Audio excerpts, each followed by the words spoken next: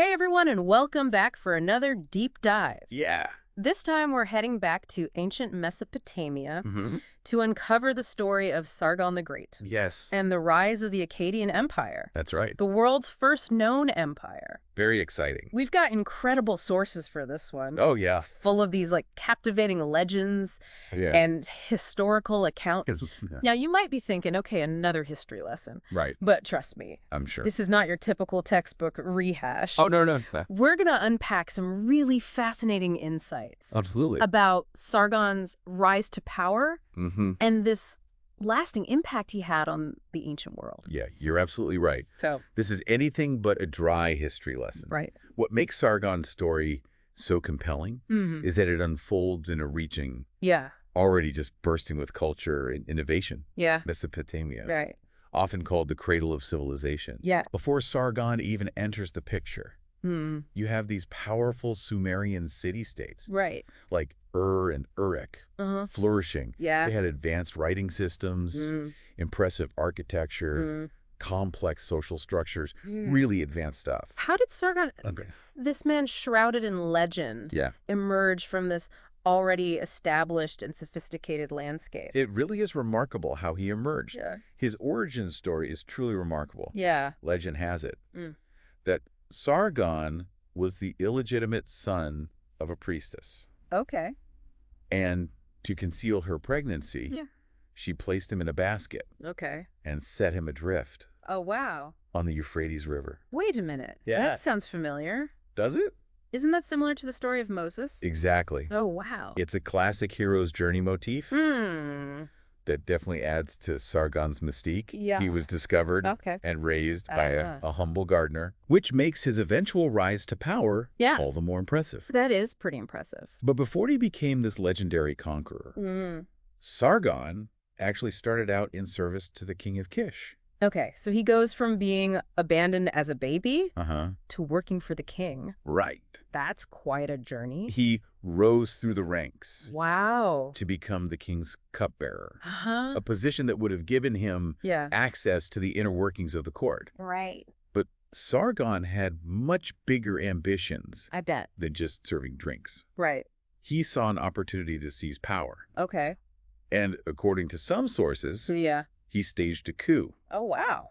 taking control of the city of Kish. So he was a bit of a rebel then? He was. I'm guessing this was just the start of his power grab. Oh, absolutely. Wow. This coup was a sign of things to come. Unlike typical Sumerian rulers Uh-huh. who were content with controlling their own city-states, Okay. Sargon had a vision of uniting the entire region under his rule. Wow. And he wasn't afraid to use military force to achieve his goal. So he basically said, forget just being king of Kish. Forget it. I'm going for the whole enchilada. The whole thing. But how did he manage to subdue these powerful Sumerian city-states? That's a great question.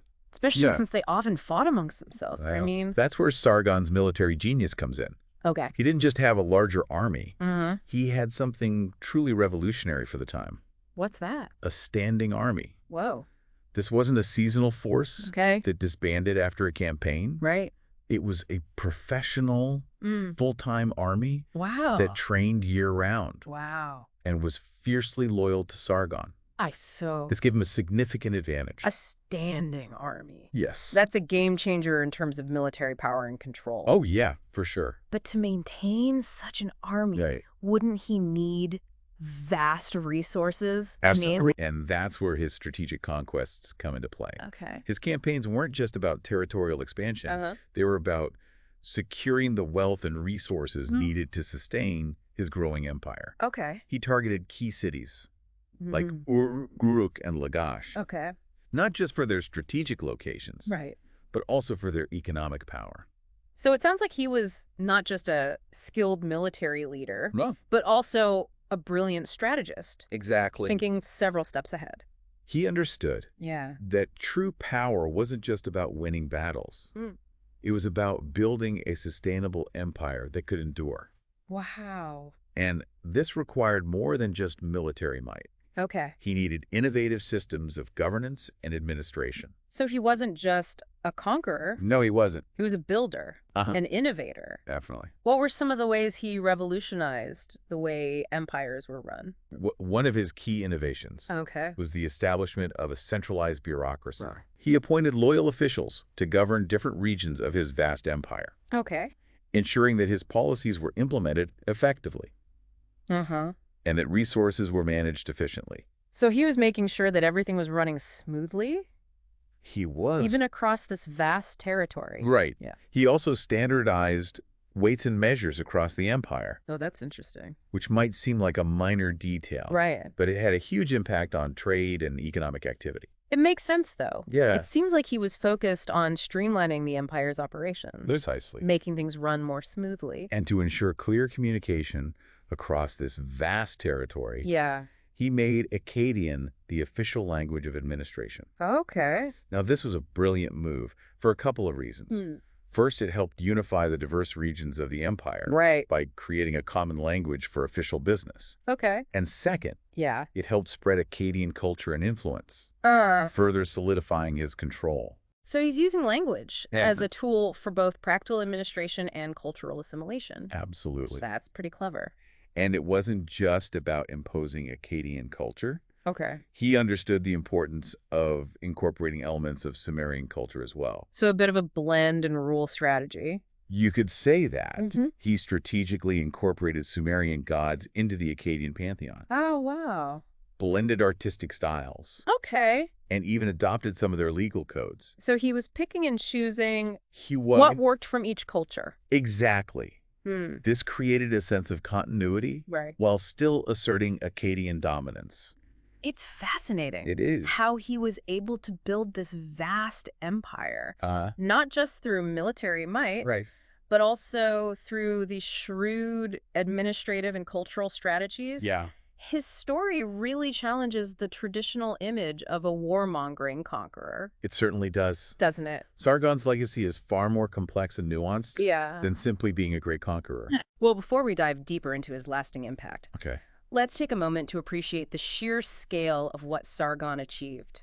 We're talking about a man who, Yeah. starting from incredibly humble beginnings, Right? managed to conquer and unify Uh-huh. a vast territory stretching from the Persian Gulf to the Mediterranean Sea. That's huge. He created a sophisticated system of governance, Right. a powerful military, Uh-huh.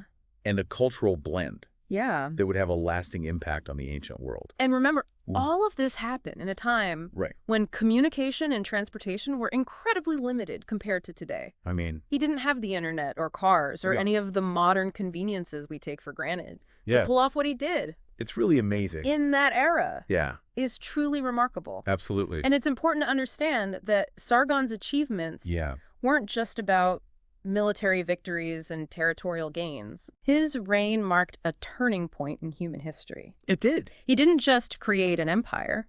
He established a model Mm-hmm. for how future empires would be structured and governed. So his legacy extends far beyond the borders of his empire. Absolutely. Wow.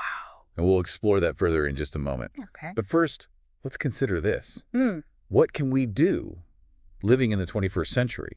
Yeah. Learn from a leader who rose to power over 4,000 years ago. That's a great question. It is. And one we'll be tackling in our next segment. Looking forward to it.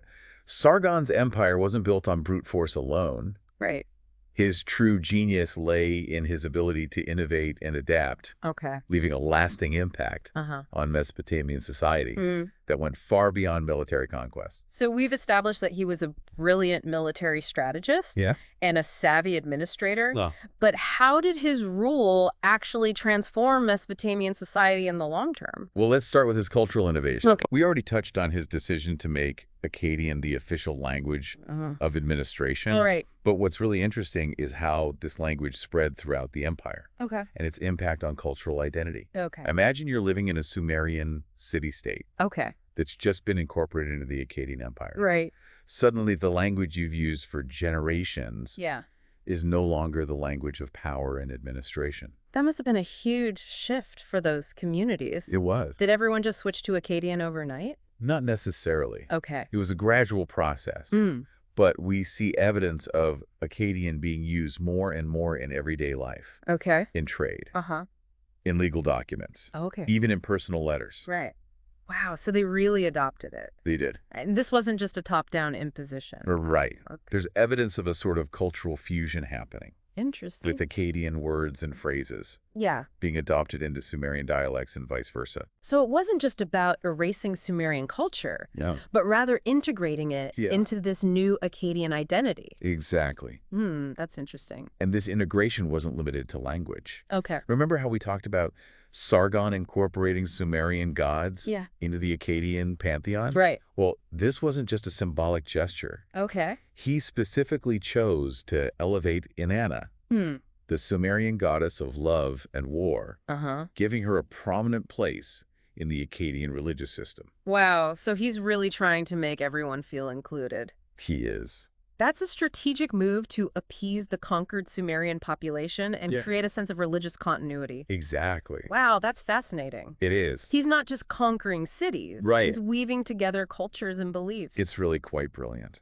But what about the economic side of things? Okay. How did Sargon manage the resources of such a vast empire Right. and keep the economy thriving? Well, he was quite the economist in his own right. Oh. One of his key strategies was to establish and maintain extensive trade routes Okay. throughout the empire. Okay, so he's making sure that goods and services and everything are flowing throughout the entire empire. These routes facilitated the exchange of goods and ideas, connecting distant regions, Yeah. and stimulating economic growth. That makes sense. We have archaeological evidence Wow.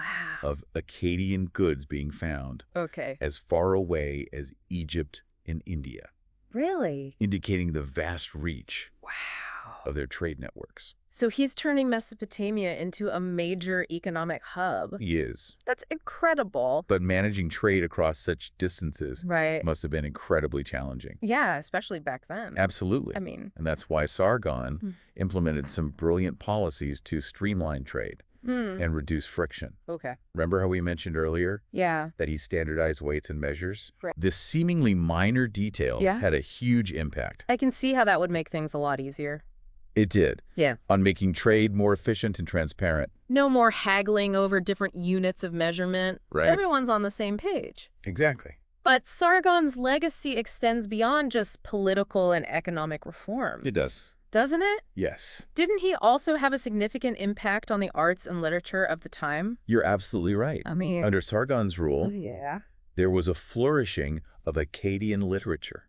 Wow. Think epic poems Okay. celebrating his military victories, royal inscriptions, boasting of his achievements, and even personal letters Wow. that offer us a glimpse into the lives of ordinary people That's really cool. living in the Akkadian Empire. That's incredible. It is. We have these written records from over 4,000 years ago We do. that can tell us about the hopes, fears, Yeah. and daily lives of people who lived in Sargon's empire. It's like having a window into the past. Yeah. And one of the most famous pieces of literature from this period Uh-huh. is The Curse of a God. The Curse of a God. Yes. Okay. It's a tale that tells of how Sargon's hubris Okay. and disrespect for the gods led to the eventual downfall of his empire. Oh, so even during his reign, Yeah. there were whispers of discontent and warnings about the empire's potential downfall. Right. So it wasn't all sunshine and roses. It wasn't. It sounds like a really interesting story. It's a fascinating piece of literature Yeah. that reflects the anxieties and complexities of empire. Even during periods of great prosperity, Right. there's always a sense of precariousness, Yeah. a recognition that power can be fleeting. It makes you wonder, It does. how did Sargon's successors deal with these challenges? That's a great question. Did they manage to maintain the vast empire he had built? That's a great question. Yeah. And one we'll explore further in our next segment. But before we move on, let's pause for a moment and consider this Sargon story. Yeah. Despite taking place thousands of years ago, feels surprisingly relevant to our own times. I completely agree. Yeah. Here we have a leader who emerges from humble beginnings, Right. uses military force to build an empire, but then focuses on creating systems of governance, Yes. fostering economic growth, Right. and even blending cultures to ensure the empire's longevity. Exactly. It's like a blueprint for how to build and maintain power. And that raises some interesting questions for us to consider as we move into discussing the later years of the Akkadian Empire. Okay. What happens when a powerful leader is gone? Right. Can their systems and structures withstand the test of time? Can a unified empire built through conquest truly endure? Now, those are some thought-provoking questions. They are. I'm eager to delve into the next chapter of this story. Yeah. And see how it all unfolds. Okay, so we left off with a bit of a cliffhanger. Yeah. What happened to Sargon's vast empire after his reign? Right. Did his successors manage to hold on to power and maintain this unprecedented unification of Mesopotamia? The short answer is it's complicated. Okay. Empires, even those as meticulously structured as Sargon's, are incredibly fragile things. Right. Maintaining control over such a vast and diverse territory, especially during those times, was a Herculean task. Yeah. Even for Sargon's heirs. So are we talking about internal struggles? Rebellions? A bit both, actually. Oh, wow. Internally. Okay. There were constant power struggles within the ruling family itself. Okay. Sargon's sons who succeeded him fought amongst themselves, weakening the central authority. Right. Remember that intricate system of governance Sargon established? Yeah. It started to unravel as loyalty shifted. Okay. And ambitious individuals saw opportunities to seize power. So the very system that was designed to hold the empire together ended up being a source of instability. It's a common theme throughout history.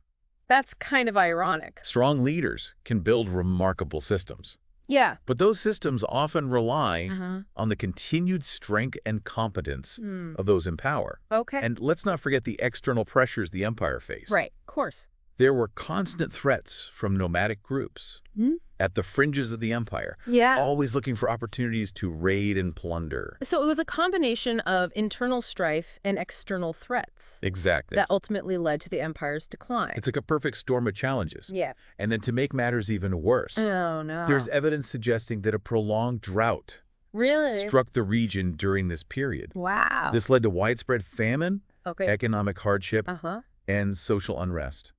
Wow, a drought on top of everything else. Yeah? Talk about adding fuel to the fire. It really was. But you know, it's a reminder that even the most powerful empires are ultimately at the mercy of nature. It's a humbling thought, isn't it? It really is. No matter how strong your army or how clever your policies, sometimes nature has the final say. Yeah, nature always wins in the end. The combination of these factors, internal power struggles, external threats, and a devastating drought ultimately led to the fragmentation and collapse of the Akkadian Empire. So Sargon's dream of a unified Mesopotamia... It didn't last. Didn't last. Not in its original form, no. Okay. But here's the thing.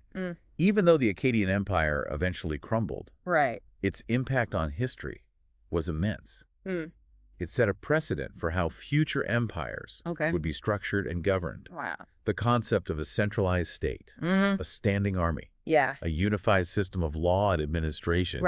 These were all innovations pioneered by Sargon and the Akkadian Empire. So it's like his blueprint for empire building lived on, even after his empire was gone. Exactly. That's a pretty impressive legacy. Absolutely. And it wasn't just about political and military structures. The Akkadian language and culture continued to influence Mesopotamia and the surrounding regions for centuries. Sargon's story, even with its tragic end, became the stuff of legends. It really is a remarkable story. It's a reminder that even in failure, there can be a lasting impact. Definitely. Sargon might not have created an empire that lasted forever, but he fundamentally changed the course of history. She did. He showed the world what was possible. A unified Mesopotamia, governed by sophisticated systems, with a thriving culture. And a powerful military. And perhaps his story offers us a valuable lesson. Even the grandest achievements are fleeting. Power is transient. But the ideas, the innovation, the impact on culture, those things can endure long after empires crumble. That's a pretty profound takeaway. So what can we in the 21st century learn from Sargon and the rise and fall of the Akkadian Empire? Perhaps it's a reminder that unity even when achieved through conquest, requires constant vigilance, adaptation, and a deep understanding of the forces, both internal and external, that can threaten stability. It's definitely a complex story with lots of things for us to think about. It is. Well, on that note, we've reached the end of our deep dive into the fascinating world of Sargon the Great and the Akkadian Empire. It's been a great deep dive. I hope you found this journey through ancient history as insightful as I did. I have. We'll be back soon with another deep dive. Looking forward to it. Into a new and equally fascinating topic. Great. Until then, keep exploring. Yes. Keep questioning. And keep learning.